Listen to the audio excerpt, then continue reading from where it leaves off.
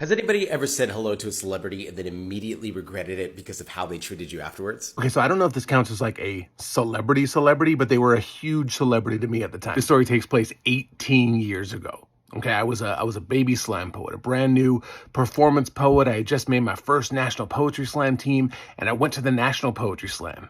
And there was one poet there that I was super excited to get the opportunity to meet. I owned all their books. I followed all the poetry tumblers that posted their videos, and it was just like the idea of meeting this person in real life was going to be my dream come true. I was going to will this into existence and make it happen.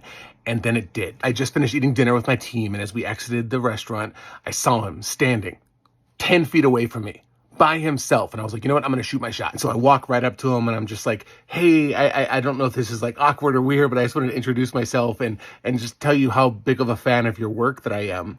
And he doesn't even look at me. Instead, he goes, shh, shh, shh, shh, shh, shh, shh, shh, puts his finger toward me.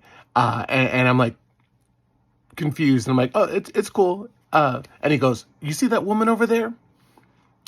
And I look over and there's a woman across the street, and he says, you see that body on her? And I'm like, uh-huh. And he says, I could stay here and talk to you, or I could go talk to her and get her to come back to my hotel room tonight. What would you do? And he walks away.